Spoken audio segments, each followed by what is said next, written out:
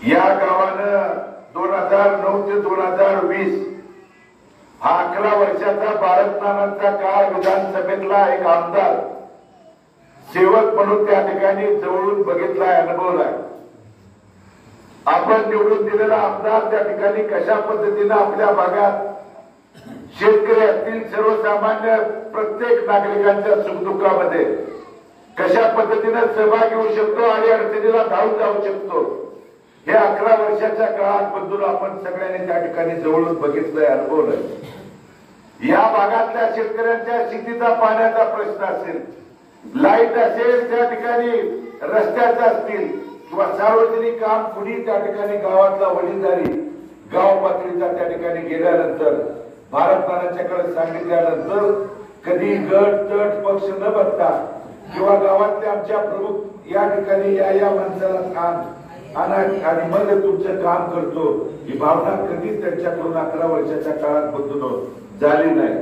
आणि मग भारतनानांचा 11 वर्षाचा काळ आणि त्यानंतर झालेली पोटनिवडणूक आणि या पोटनिवडणुकीच्या नंतरचा हा 3.5 पावणे 4 वर्षाचा या विद्यमान आमदारांचा आणि त्यांच्या त्या ठिकाणी पक्षाच्या सरकारचा जो चुकीचा शेतकऱ्यांच्या विरोधातला चालू असलेलं काम त्या ठिकाणी अनेक इथले लोक वडीलधारी बोलताना सांगताना बंधू त्या दरम्यान दिसत आहेत। आणि म्हणून या दोन्ही काळाची तुलना करायची, वस्तुस्थिती तुमच्या समोर मांडायची बंधू आणि तुमचा आशीर्वाद घ्यायचा म्हणून मी या आशीर्वाद यात्रेच्या निमित्तानं तुमच्या समोर उपस्थित आहे। आज एकीकडे सध्याचे विद्यमान आमदार गावोगाव त्या ठिकाणी डिजिटल लावून सोशल मीडियाच्या माध्यमातून, कारण मी जिथं जिथं जन आशीर्वाद यात्रा घेऊन जातोय आणि या विद्यमान आमदाराच्या कामाची पोलखोल करतोय म्हणल्यावर त्या ठिकाणी आदल्या दिवशी रात्री ज्या गावात जाणार आहे त्या गावात त्या ठिकाणी आमदाराचा काम केलेलं म्हणून डिजिटल त्या ठिकाणी लागतोय। पण मी देखील मनापासून त्यांचा त्या ठिकाणी आभारी आहे, कारण या गावातल्या सर्वसामान्य नागरिकाला, तरुणांना त्यामुळे त्या डिजिटलच्या माध्यमातून आपल्या भागात गावात त्यांनी लावलेल्या डिजिटल मधलं काम झाले का नाही हे तर तपासायची त्या ठिकाणी संधी तुम्हाला बदलून आली आहे। माझ्या माहितीनं तुमच्या गावात देखील त्या ठिकाणी डिजिटल लागला आहे। काय झाले, तो सध्याचा विद्यमान आमदार लाखात हजारात बदलून बोलतच नाही। कोटीत कवठळी गावाला किती कोटीचा निधी दिला म्हणून सांगितलं? 11 कोटी। मी सांगतोय म्हणून तुम्ही वाचला नसेल तर आज संध्याकाळी वाचा, उद्या दिवसभर वाचा। त्या डिजिटल मध्ये झालेली त्या ठिकाणी सांगितलेली कामं तुमच्या भागात झालीत का तपासा बंधूंनो। त्यात जर ड्रीपचं अनुदान दिलं म्हणून जर आमदाराच्या डिजिटलवरून फंडा तर त्या ठिकाणी लेत असतील, त्याचबरोबर लाईटची एखादी तार वडली शेतकऱ्याला पोल दिला तो देखील आमदाराला दिला।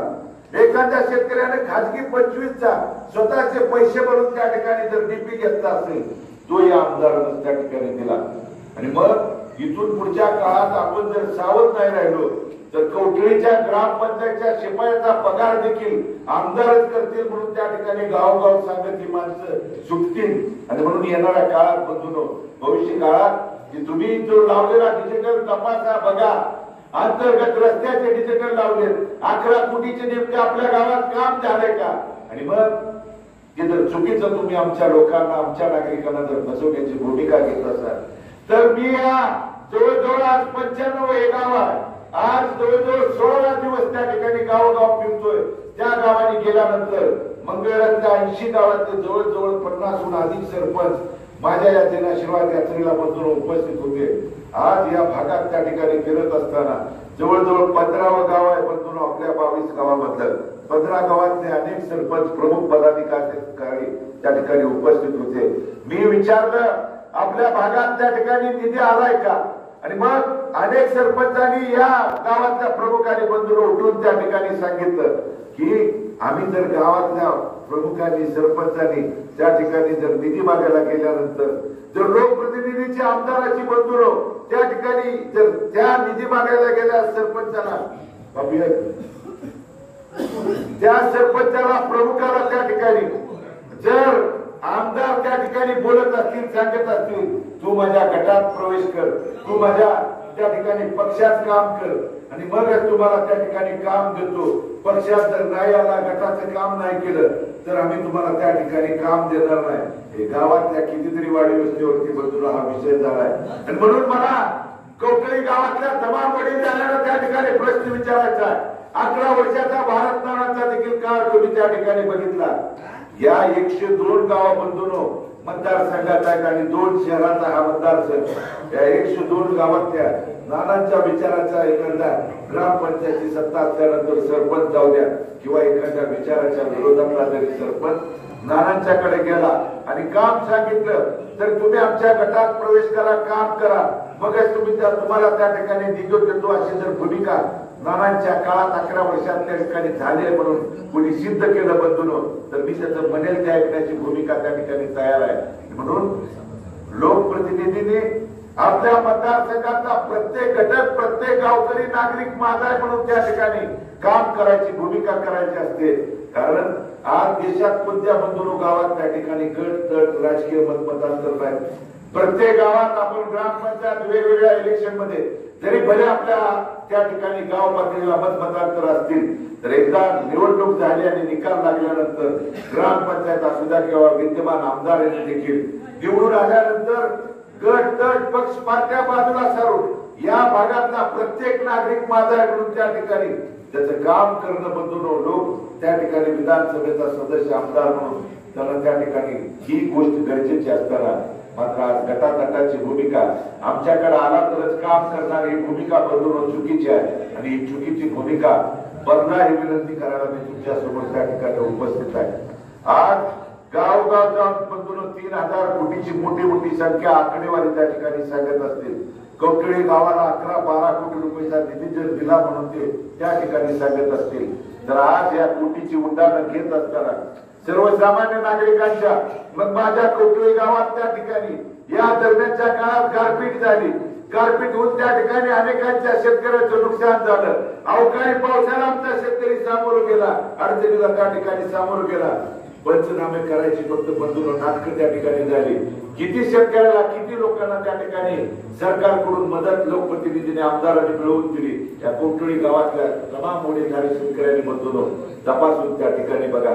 मग गारपीट झाल्यावर तुम्ही आमच्या त्या ठिकाणी प्रश्न मांडू शकत नाही. अवकाळी पाऊस झाल्यावर तुम्ही आमच्या त्या ठिकाणी प्रश्न त्या ठिकाणी मांडू शकत नाही. 2 ते 3 महिन्यापूर्वी वादळी वाऱ्यानं आपल्या गावातले अनेकांचे त्या ठिकाणी उभी पिकं उद्ध्वस्त झाली. त्याचबरोबर अनेकांच्या घरावरची पत्रे उडाले, त्या ठिकाणी दारातली जनावर मृत्युमुखी पडली. तिथं सुद्धा तुम्ही पंचनामे करायची नाटकं केली. किती माझ्या कवठळी गावातल्या नुकसानग्रस्त शेतकऱ्याला त्या ठिकाणी मदत या विद्यमान आमदारांनी त्यांचं सरकार त्या ठिकाणी असताना आपल्याला मिळवून दिली.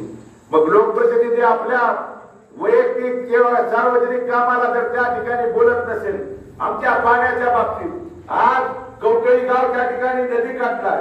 एकीकडे पूर आल्यानंतर देखील कवठळीला नुकसान सहन करावं लागतंय आणि पिण्याचं पाणी सोलापूरला सोडल्यानंतर दुष्काळी परिस्थितीत उन्हाळ्याच्या भर उन्हाळ्याच्या ठिकाणी आपल्या गावाच्या वर 10-15 किलोमीटर पाणी येतोपर्यंत आपल्या भागातली शेतीची लाईट डीपी त्या ठिकाणी सोडवण्याची भूमिका एकीकडे होत असताना का आमदारांनी आपल्यासाठी त्या ठिकाणी प्रश्न मांडला नाही.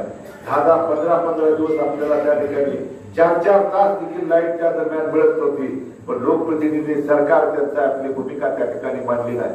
आणि मग शेतकऱ्याच्या बाबतीत आपला प्रश्न जर त्या ठिकाणी मांडत नसतील तर बंधूंनो शेतीला जोडधंदा म्हणून ज्या दुग्ध व्यवसायाकडे दुधाचा त्या ठिकाणी पशुपालक आज गावोगाव आपल्या कवठळी गावामध्ये किती दुधाचं संकलन आहे तुम्ही त्या ठिकाणी रोज बघू शकता.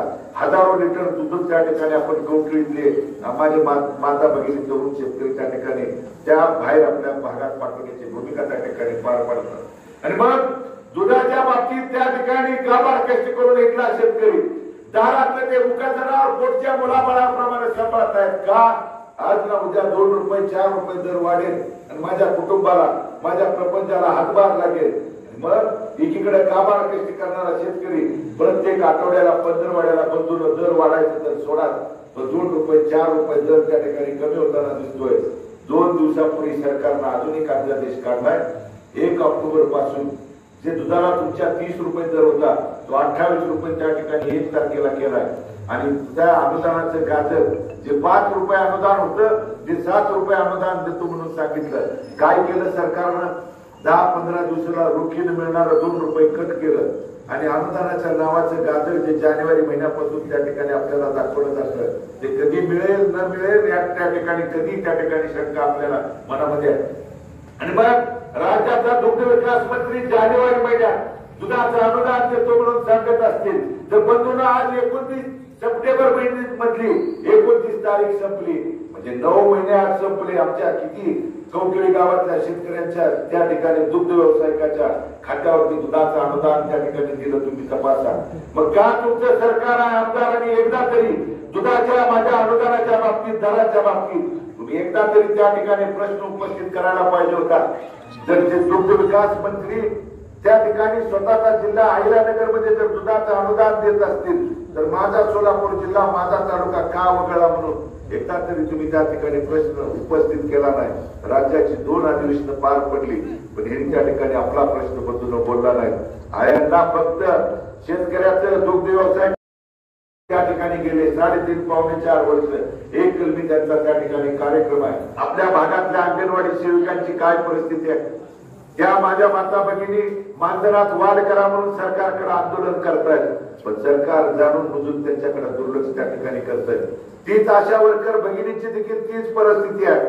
मानधनात तुटपुंज्या मानधनात सरकारनं सांगेल ते काम त्या माझ्या मायमावल्या त्या ठिकाणी करतायत पण त्यांच्या मानधनात त्या ठिकाणी वाढ करा म्हटल्यानंतर सरकार डोळे झाकपणे करण्याची भूमिका एकीकडे करत आहे. तीच परिस्थिती जर जुन्या पेन्शन योजनेच्या बाबतीत अनेक बांधवांची असेल तर बंधूंनो येणाऱ्या काळात हे राज्यातले सरकार ना शेतकऱ्यांच्यासाठी आहे दुग्ध व्यावसायिकासाठी आहे ना तरुणासाठी आहे ना त्या ठिकाणी मग या आशा वर्कर असतील या अंगणवाडी सेवक असतील किंवा त्या ठिकाणी मग जुन्या पेन्शन योजनेचे अनेक त्या ठिकाणी तरुण सहकारी असतील.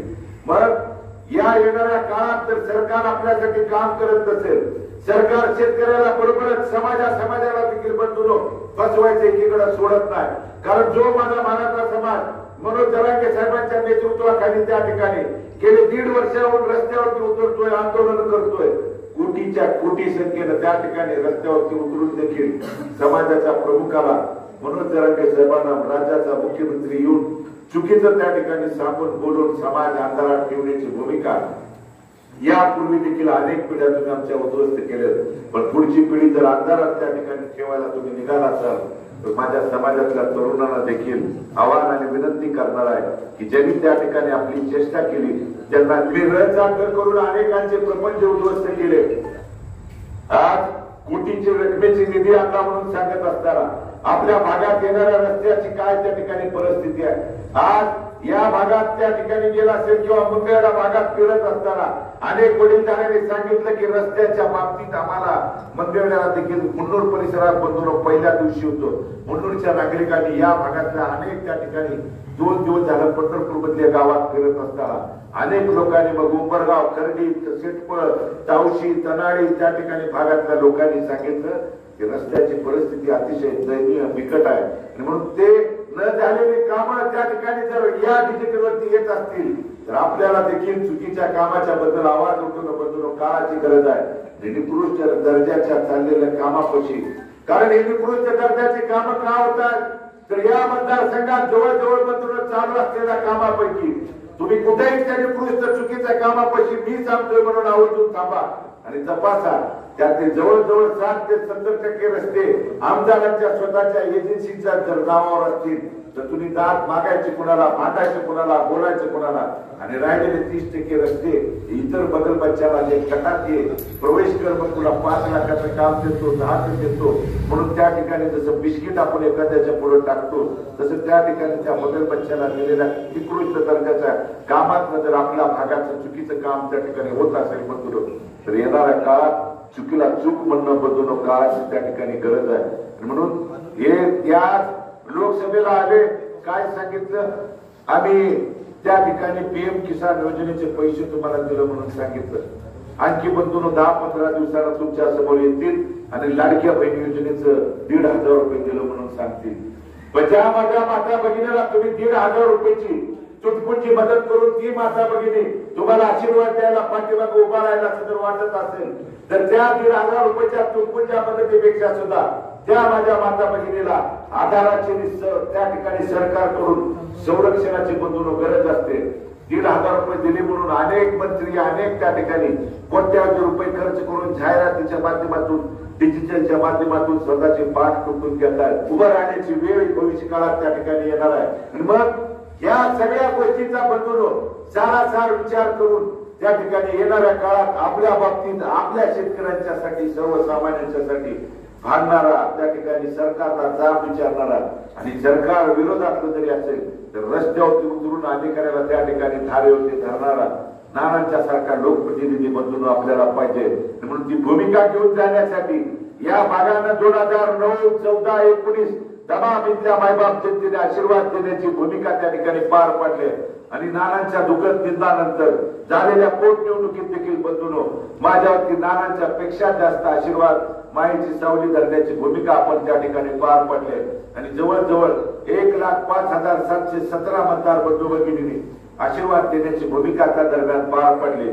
जर अशी भूमिका असेल बंधूनो तर लोकप्रतिनिधी त्या ठिकाणी आपल्या भूमिका मांडणारा निवडून द्यावा ही विनंती तुम्हाला त्या ठिकाणी करतो.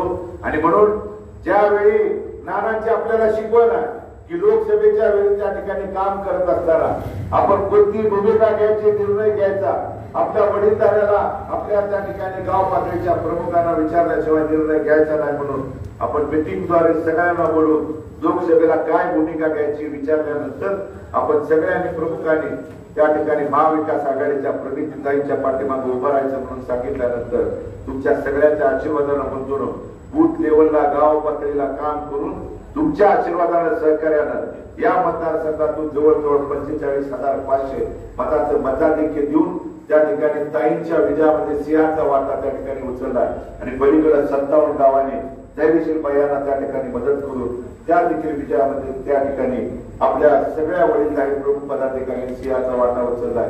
आणि म्हणून या केलेल्या प्रामाणिक कामाच्या जोरावर बंधून मी महाविकास आघाडीकडे उमेदवारी मागतोय आणि महाविकास आघाडीच्या नेत्यांना देखील आपल्या वडीलधाऱ्याच्या प्रमुखाच्या अंतर्मनाचा विचार करूनच त्या ठिकाणी निर्णय घ्यावा लागेल. पण तो निर्णय घेण्याच्या अगोदर आपल्या वडीलधाऱ्याचा, आपल्या प्रमुखांचा, माता भगिनींचा, तरुणांचा आशीर्वाद पाठबळ असेल तर येणाऱ्या काळात कोणत्याही अडचणीला लढण्याचं बळ त्यांच्याकडून जर मिळालं तर येणाऱ्या कोणत्याही त्या ठिकाणी वाईट दुरुस्त प्रवृत्तीला लढण्याची ताकद मिळण्यासाठी मी आज जन आशीर्वाद यात्रेच्या निमित्तानं बंधून आज आणि उद्याचा शेवटचा त्या ठिकाणी या मतदारसंघातली गाव भेट पूर्ण होते आणि शेवटचा 17वा मुक्काम त्या ठिकाणी काशीगाव मध्ये त्या ठिकाणी 17 दिवस लगातारपणे मी माझ्या या 17 दिवसात माझ्या जन्मदात्या आई कुटुंबापासून माझ्या मुलाबाळापासून जरी त्या ठिकाणी लांब असलो तरी ज्या माझ्या वडिलांच्या दुःखद निधनानंतर इथला तमाम वडीलधारी मायबाप जनतेने या 3.5 वर्षाच्या प्रतिकूल अडचणीच्या काळात दुःखाच्या प्रसंगात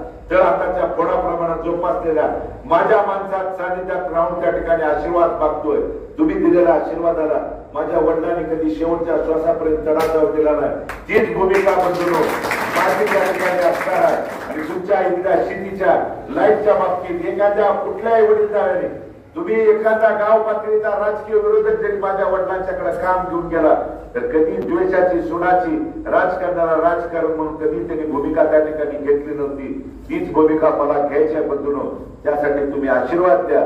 तुमच्या आशीर्वादाला कधी तडा किंवा चुकीच्या पोराला, चुकीच्या माणसाला मतदान केलं हे किंचित भर देखील तुमच्या मनामध्ये येऊ देणार नाही. एवढंच या निमित्तानं सांगतो. आणि कौटळी गावातल्या तमाम वडीलधारी माता भगिनी, तरुण सहकारी या ठिकाणी उपस्थित राहिला त्याबद्दल अंतःकरणपूर्वक तुमच्या सर्वांचे आभार व्यक्त करून मी माझं मनोगत थांबवतो. धन्यवाद.